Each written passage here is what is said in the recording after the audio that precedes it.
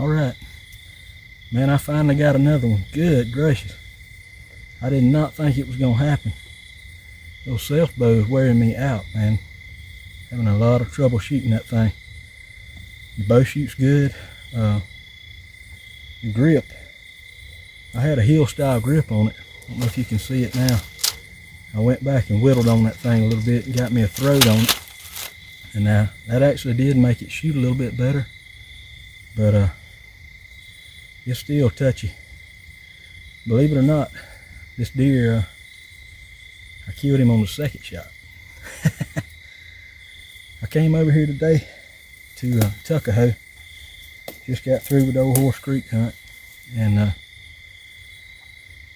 I came in here at the last minute. I wasn't going to climb there, but I decided I was going to check on a persimmon tree. And I left a trail camera on it.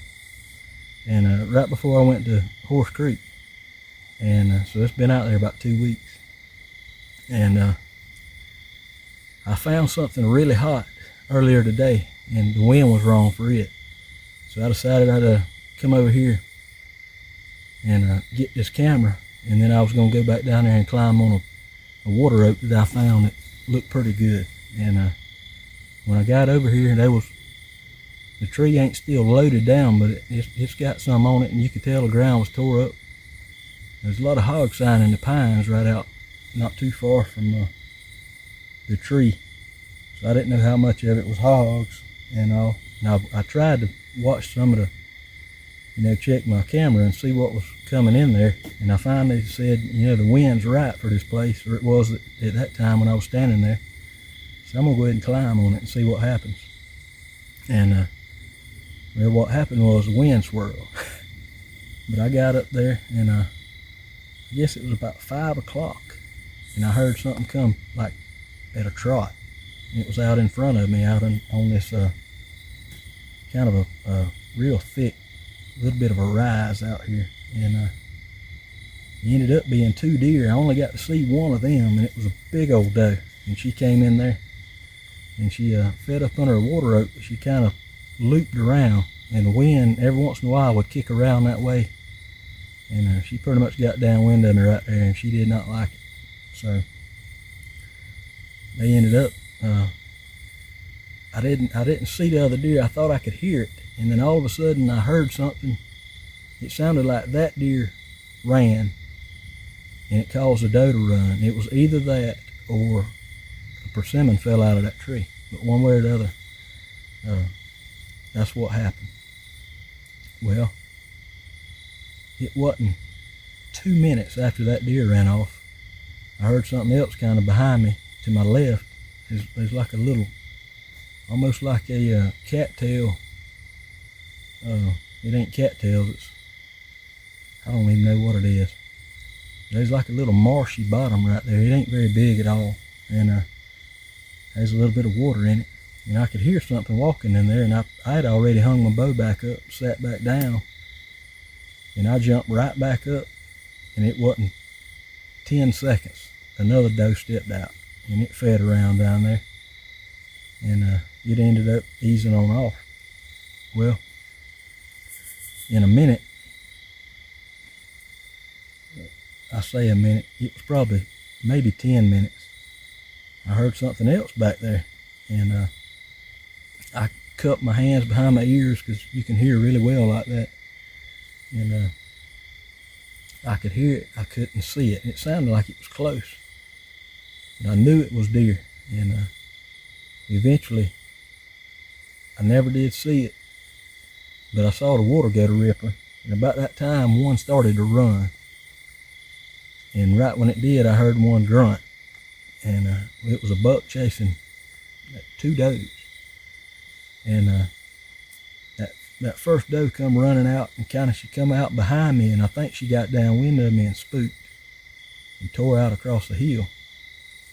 Well, there was another, I think the one that the buck was actually chasing. I didn't see her, but I could hear her, and about that time I saw the buck, and he's a big deer. He didn't look like he had a lot of tine length, but he looked like he had probably an 18-inch spread. He was a really good mature deer. And Anyway, they run out behind me. And I don't think they got downwind of me, but they may have. I just don't really know. But anyway, I never did hear nothing else out of them. And I'm trying to think what happened next. This deer right here. It's a little old knothead. And she's actually big compared to the ones I was seeing over at Horse Creek. Just about to break through the skin right there. Anyway, he came in, did just like that first doe did, but he didn't smell me. I guess the wind wasn't blowing that way at the time, and he ended up coming up under that persimmon tree. But he was on the off side of it, and it wasn't far. The tree itself wasn't probably 11 or 12 yards, and he was over there. But he acted like he got a little spooky. I don't know if he might have got a whiff of me or what.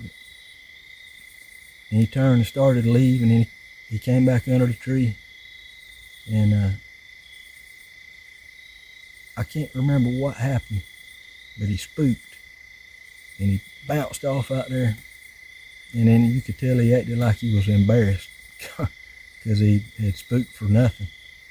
So he ended up coming back up there again. But I could tell he may have eventually come on up under that tree, but I don't think he would have. But he got in a hole that I could shoot through, and it looked like he might have been about to leave. And he was spooky. But I shot at him out there, probably about 15 yards. And I'm talking right over the top of this joker's back. And so anyway, he runs out there off to my right, out in the pines, and he stops. And I finally see him ease off a little bit, but I couldn't get him to come back in. I think I might have grunted or bleated or something with my grunt call. He didn't come back in. Well, I'm sitting there kicking myself, man. This thing's killing me, and it's starting to get to me. And shot a good arrow, just shot high. And I know what it is. I'm gonna have to get back to what I used to do when I focus on that right there on that white hairline. I'm gonna have to make sure that that's what I'm bearing down on when I shoot them from now on. And anyway, so so how many is that? That's one. I saw 1, 2, 3. This makes 4. I think I was, I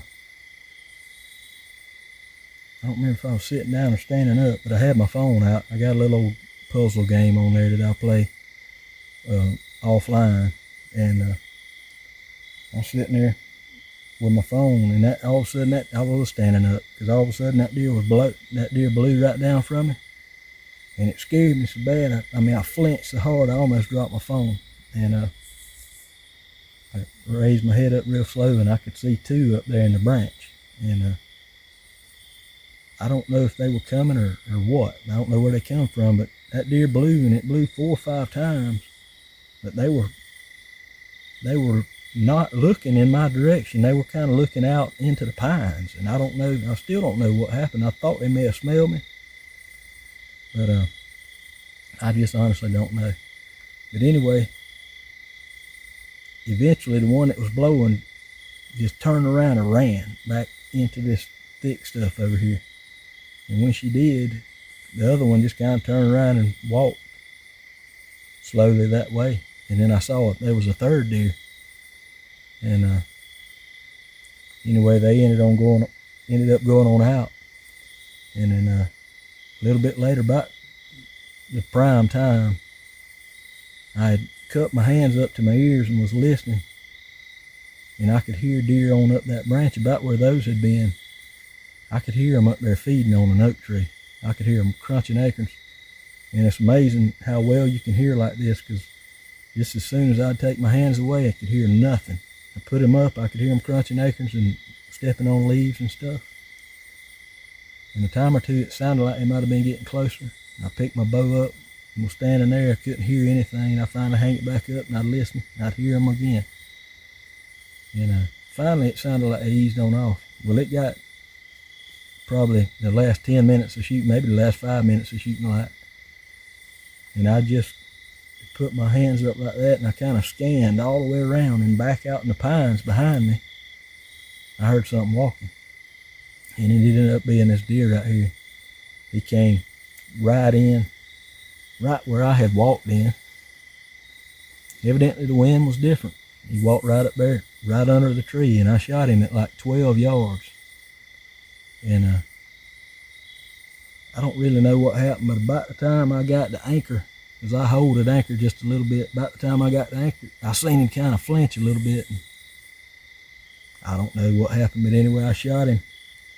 And I think it was 10 to 12 yards. I'm not exactly sure where he was standing when I shot him, but I hit him right here, and did not get an exit wound. Lost my point, so I'm thinking it's inside right here, possibly lodged in that offside shoulder, I'm hoping. But surprisingly, I heard him run up in here and crash, but surprisingly I had pretty good blood for one hole going in. I mean, I was really thinking the whole time that I had an exit wound. And once I got up here and saw that I didn't have an exit wound, I'm really impressed with how much blood I got. And the point I was shooting is maybe the width of my thumb, that's all over an inch. And ran about 75 yards. And man, I'm proud to get this deer. I know it ain't nothing but a little old knothead, but and that's 2 in a row I've killed. But man, I'm tickled to death to get this jerky. You just don't know. I'm fixing to knock the hide off of this jerky and get on out of here. My wife will be worried about me. There ain't no cell service out here at all. I got to drive about probably a solid 5-6 miles before I ever get any. And this right here is number 4 for the year. Killed 2 with the old Centaur and 2 with this self bow right here in the stone points. And overall, this is going to be bow kill number 159. It's going to be number 111 traditional, and it's going to be number 3 with the primitive. And I throw the primitive in there. It comes out from the traditional, because I consider this traditional kill too. So. But anyway, I'm proud to get him. I'm going to get him in the sack, get him on out of here. And I found some good stuff today. And I know for a fact, when this deer came in, I couldn't tell that it was the same deer. But when it came in, I counted this as number 9 I saw out of the tree. And I know there were 2 more that I did not see. They were there, that I couldn't see them. So, but when I realized it was the same one, I saw 8 out of the tree today. And that puts me at 48 that I've seen from the tree on the season. And that's a pretty phenomenal hunt for me. I got some stuff to check out in this bottom right here that the deer were in. I think there's going to be some oaks in there I might can get on and bust one pretty quick. I'm going to knock the hide off of him and get him on out of here, and we'll see if we can't do it again. If I can quit shooting high, I think we'll be all right.